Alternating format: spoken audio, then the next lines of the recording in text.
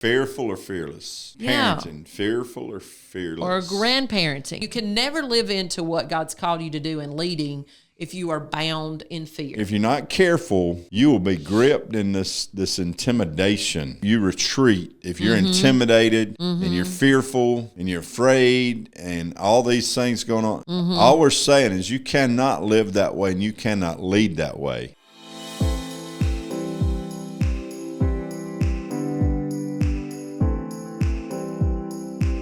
Your home, it matters. You're there to make a difference. Home Matters Podcast, number 177. What about that?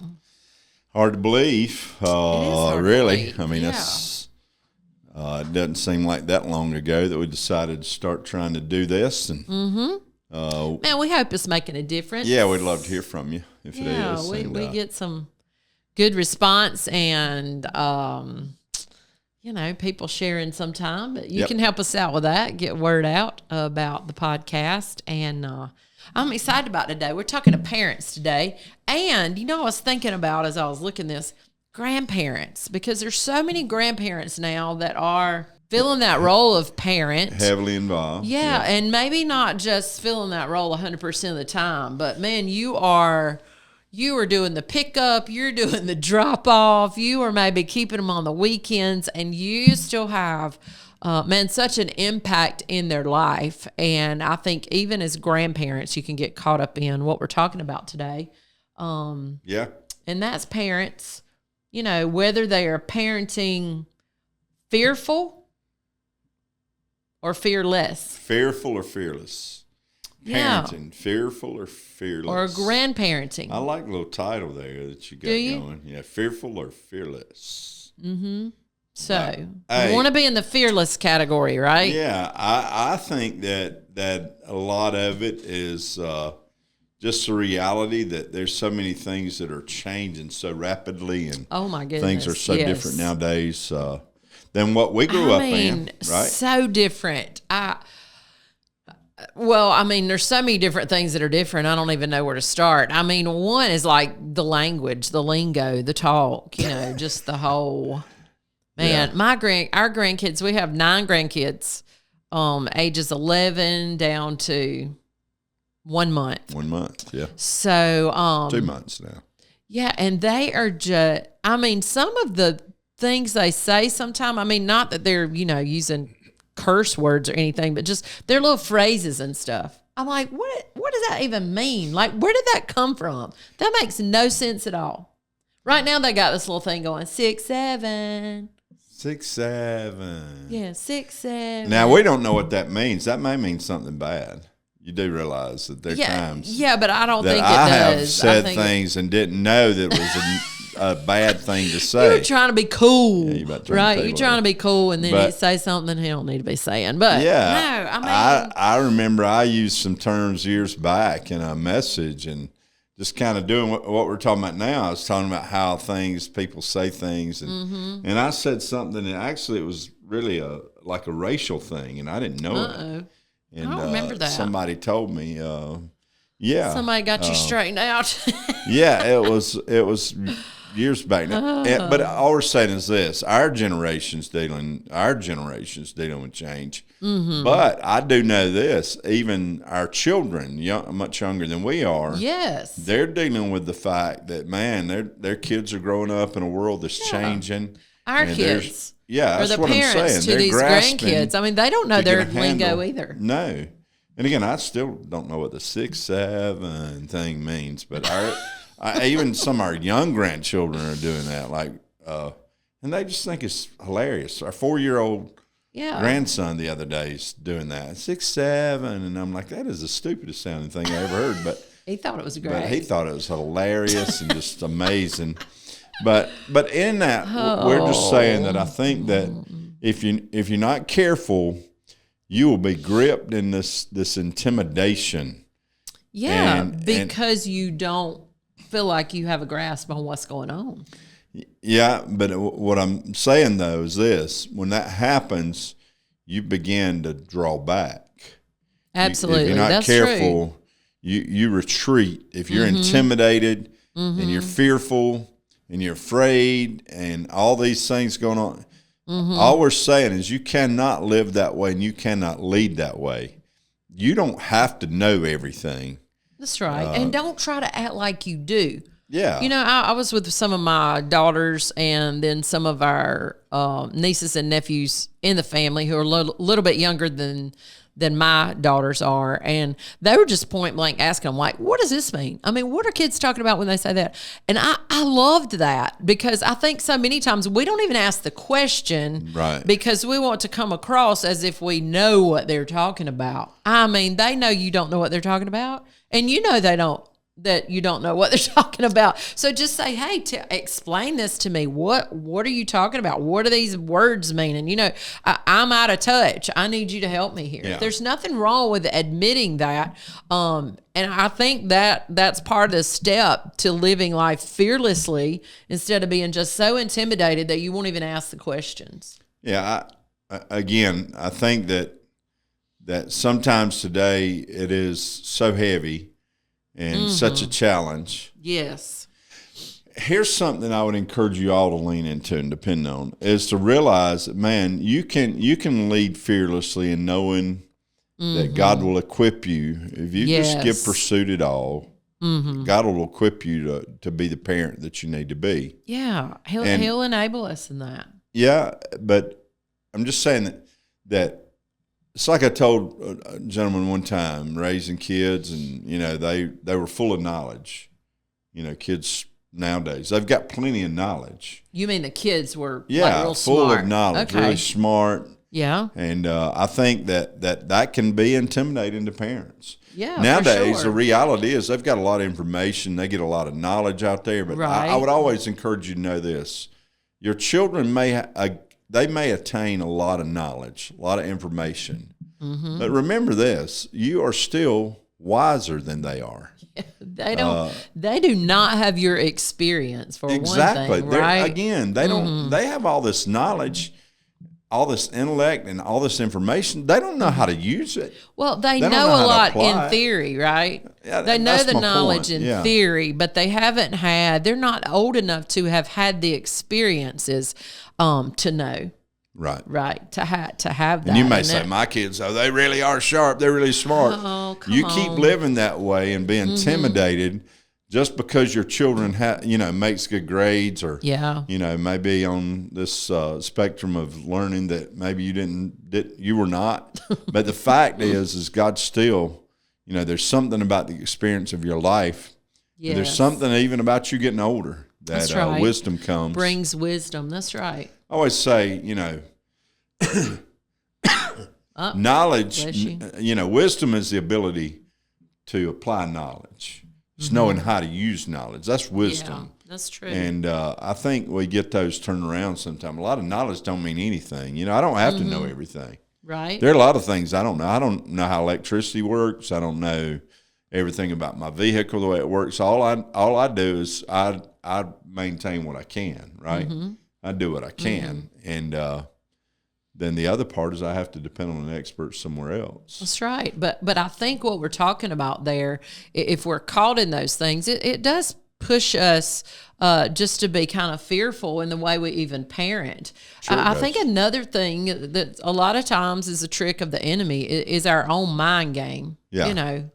It may be that I don't feel like I'm as smart as they are, but then the things about what about the culture? What about the influence on my kids? How can I protect them from this? How can I protect them from that? How am I going to provide for them? Will I be able to pay for them to get through college? I think there's so many things we All can of them may not need to go to college, right? Exactly. Sickness, what could happen? My kid's starting to drive. What if they're in an accident? I think our minds can go a million places as a parent, as a grandparent, that if we are not careful, all those things, whether it's the stuff we don't know, whether it's what we think our kids know that we don't know, whether it's the things that we are challenged with, like what ifs, what if this happens? I can't protect them from this. I think all those things push us in a corner as a parent, as a guardian, as a leader in our home to operate out of fear. And I think it's so dangerous when we live that way because, our parents. I What were you about to say? No, Well, I was just saying you sell yourself short as a parent. I mean, you can never live into what God's called you to do in leading if you are bound in fear, right? You can't lead life led by intimidation or I should say influenced, always influenced by intimidation, by the fear of what is or what may be. Right. You know, and we know the Bible. I know most of you know 2 Timothy 1:7 says that God hadn't given us a spirit of fear or the spirit of timidity is a good word that is used there, but a power and love and a sound mind. So God's given us that spirit, power, love, soundness of thinking or thought. And man, don't we need that soundness of mind and thought as parents? I think you have to stand on that though. Yes, that say, word God, for your life. Something that you promised to us, something that we live for, and we hold on to, and He will help you along the way. But again, parenting in itself, it is intimidating. I mean, Absolutely. Even little children can't even talk yet can be intimidating. Oh yeah, I know. I mean, we're scared they're going to pitch a fit, and then we'll have to deal with that. So we just do whatever to appease and pacify. Yeah. So look, we do not want you to parent, grandparent, lead as a guardian, whatever, out of fear. Man, God's called you that they were His kids first. All right. Yeah. He entrusted them to us. All right. To raise them, to guide them. Man, He will come alongside you. He will give you the help you need. And there's no reason for us to parent out of fear. So I want us to look at a few things that maybe will help us operate outside of that. We have confidence when it comes to raising children. Yes, and dealing with kids. And again, you said grandparents. Even that has to be true with me with my grandkids. Yes, I cannot be intimidated from leading them in truth. That's right. The Bible says that we Ephesians 6 that we love and nurture them in the knowledge and the love of the Lord. That we lead them that way. So we nurture, we admonish. The word there. That's right. Is admonish. We admonish them to live into what God has for them. We encourage them. So I'm not going to be intimidated just because all the trends and all the fashions that I'm not up with. I don't have to live intimidated of those. That's right. And that's something I think that all of us have to. And again, even as a grandparent. That's true. I realize I'm we far don't have removed. to talk like they do or dress like they do or look like they do to be effective. Yeah. I think that's part of it sometimes. Look, so try this. Discover God's parenting style. I mean, that seems like duh, right? But I mean, if you know what God's design is and you follow it, I mean, you got to get in the Word. Find out what God says to us as parents. And He does. He says a lot to us as parents. And then you just hold to His instruction. I mean, you build relationship with your kids. I've heard you say it so many times. You love hard, you can discipline hard. Right. Okay? And not that we're saying beat your child. That's not what we're talking about. But you can put out firm parameters when they know you love them and when they know that comes out of your love for them. Yeah. Mm-hmm. Yeah, and I think that with that, again, there's so much that sometimes we don't embrace as practical for how we do things now. You mean from the Word? Yeah, I think that just like you said with discipline. Yeah. I'll just say it, spanking. Children. It's kind of antiquated now. Yeah. We don't use that anymore. We're smarter. And we're raising generations of kids that are far away. So the next thing that the next point that we'd say is there's a confidence that you find. We're talking about finding self-confidence, right? We talked about us leading from a place of self-confidence. But the next thing I think that really has to come in our life is that there's a God confidence in we walking in. Absolutely. And knowing that He is faithful, knowing that God, we can trust Him. Yes. We do all we know to do, and then we trust Him with the rest, right?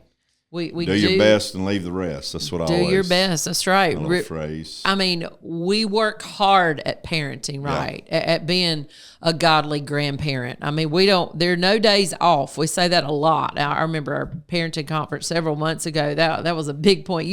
You don't have, I'm sorry. I'm really sorry. I hate it for you, but you cannot call in. Call in and parenting. On parenting. I mean, it's day in, it's day out, it's every night. It's my son and his wife have a newborn, and she was texting this morning, I think I slept 30 minutes last night. And I wish I could help her, but at the same time, I'm like, hon, this is your life right now. I mean, for a little bit, this is the way it is. But you have to know that God's way works, and when we do it His way, we allow Him to help us. You can be confident in that. He will help us. Yeah. I always look at David in the example that, he's going out to slay a giant. He's not intimidated, but there's a kid essentially. Yeah, but he had a confidence in being able to use. Yes, he did. Look, he had a confidence in being able to use that sling. Yeah. He had a self-confidence. He said, I've slain the bear, I've slain the lion. And he said, the same God, he said, the one that helped me then will help me now. And help me now. And he even ran out on the battlefield and said to Goliath, he said, you come to me with a sword and a spear, I come to you in the name of the Lord. And that's what I would say. And that may sound like, boy, that's just overly spiritual. But we do want you to have a confidence in knowing that you abide in the presence, that you live in a confidence that God is able. He will lead you into fruitful places. I'd encourage you to go back to Psalms 1. It says, blessed are they who don't stand in the paths of the sinners, seated in the seat of the scornful, but their delight is in the law of the Lord. And it says, meditate on it. Yeah, if you meditate on it, you'll be like a tree that's planted by the water that always is producing fruit. But I would just say there's a confidence you can have. Just trust Him and do what you know to do, and let Him do it. In that confidence, I think it's so important to say, do what you know to do is right and stand by it. I mean, there's no wavering with truth. Whatever God's word says, that's what we do. And, when it's questioned, people in your own family may question the way you raise your kids. I mean, it happened with us. People in your community, people, at your kids' friends, their parents may think, what in the world, they're crazy over there at that house. But look, you have confidence in God's word and what He's called you to do. You do it His way. You stand by it. What about this one? Find community. So important. I think for you as parents, grandparents, and then for your kids. I mean, you need encouragement in parenting. You need people that'll come. Yes, God is with us, but it's good to have some people sometimes that'll come along and encourage us. Like-hearted, like-minded as well. Headed in the same direction. Value the same things that you value. And your kids need that too, a good youth group. I think this is important. Focus on the main thing. Easy not to. There's so much else to focus on. So many different things going on, especially as you're raising children. I think there's so many different things that can distract and deter you. But again, the main thing is, that we raise them in a way that they, we point them to the Lord, and, they find that way. Yeah, the main thing they need to know is, as parents, what is your source of strength? Where is your hope coming from? They got to know that. And there's so many other things that we can get caught up in, materialistically. We want them to have all the experiences, all the stuff, and there's nothing wrong with that. We do want our children to be blessed. But if we are so focused on that the main thing is not the main thing, then we got trouble. Right. And again, I think that distractions are everywhere. So much so. Let the main thing be the main thing, right? And then this last piece, and we've said this a couple times, but you have help, right? Oh yeah. Aren't you glad? Listen to 2 Peter 1:3. God has given us everything we need for living a godly life. Listen, we've received all of this by coming to know Him, the one who called us to Himself by means of His marvelous glory and excellence. Man, you got everything everything you need if you're a child of God good. to do what he's called you to do. And man, if he's put kids in your home, in your house, within your reach that you are responsible for, he hasn't done that just by happen chance. No, he will grace you to do it. That's right? so good. Yeah. And everything that you need, he's supplied. His riches, everything. I love it. Yeah. And again, I'm going to live in that place. I know I can trust God to do what is needed. Hey, listen, don't be fear-based, right? Don't live That's a fear-based life. Don't parent fear-based. Don't parent out of fear. But again, be fearless. That's right. Parents strong. Yeah. Grandparents strong. Yeah, be a warrior if you would. Parenting Fighter wise. for our kids. Yeah, we fight for our kids, our families, and we just encourage that. Again, I know that it may not be always easy. I know that sometimes you can look around and it makes, the world we're in makes your head spin sometimes. For sure. But we do believe there can come that place in your life that you're confident. Yes. You're confident in you and the wisdom you've attained. You've been blessed with these kids. And also you're confident in the Lord that he will help you. He will help you every step. Yep. That's what I was going to say. Every step of the way, every season that they go through, that you go through as a family, right? Yeah, that's true. Man, we're out of time. Hey, let me mention, I almost said Home Matters Podcast. No. Yeah, you can Marriage say Matters that too. Getaway. That's what I was trying to say. Spit it out. Oh, I'm trying to say it too fast. Marriage Matters Getaway coming in February, but registration is open. Go check it out. Wide open. Come go with us. Love it. You won't regret it. Nope. It'll be life-changing. Hey, always remember, glad you joined us. Share the podcast. And remember this. Hey, always, your home matters. See you next time.